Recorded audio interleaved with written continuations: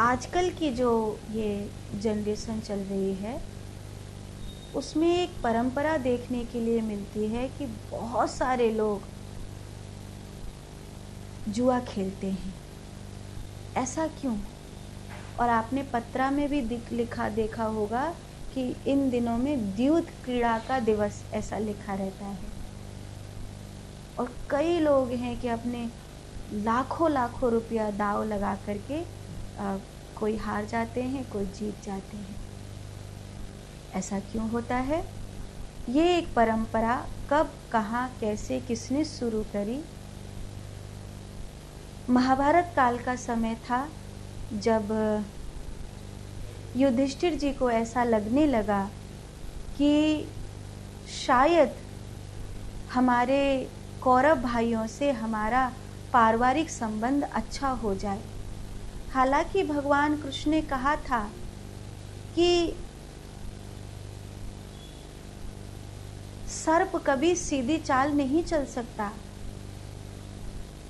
Cooker की पूंछ कभी सीधी नहीं हो सकती।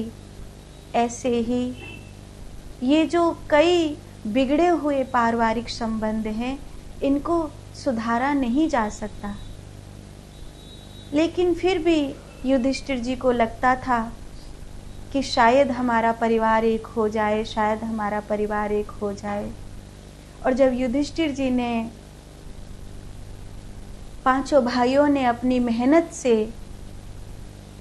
इंद्रप्रस्थ नामक नगरी बसा ली, उस खांडव वन को, उस यमुना के उस तट को जहाँ केवल तक्षक आदि सर्पों का डेरा था, वहाँ पर उन्होंने अपना सुंदर नगर बसा लिया। इतना सुंदर नगर कि उस समय पूरे आर्यावर्त में इतना सुंदर नगर नहीं था जितना उन पांचों भाइयों ने बनाया।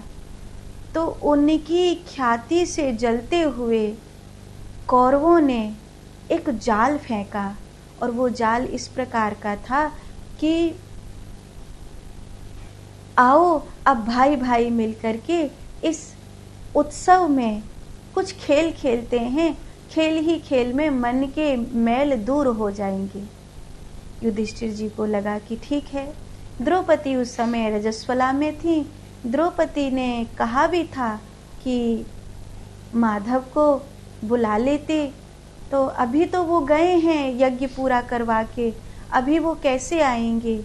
लेकिन जब शकुनी के पिता की हड्डियों का पासा फेंकने लगा और दुर्योधन की जगह जब शकुनी खेल खेलने लगा, तभी भी द्रौपदी ने कहा था कि अगर दुर्योधन की जगह शकुनी खेल रहा है तो धर्मराज की जगह भगवान कृष्ण क्यों नहीं आ सकते हैं।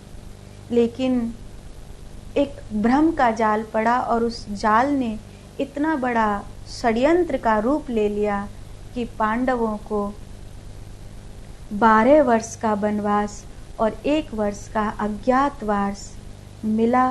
द्रौपदी को चीरहरण का अपमान मिला, पांडवों को अथाह अपमान सहना पड़ा, और ये धर्म की बहुत बड़ी हार हुई। धर्म की बहुत बड़ी हार हुई, जिसका परिणाम महाभारत हुआ।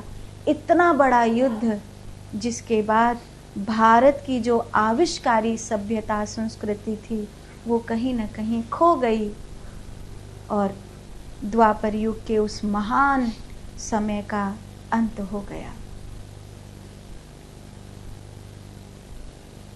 आज जो लोग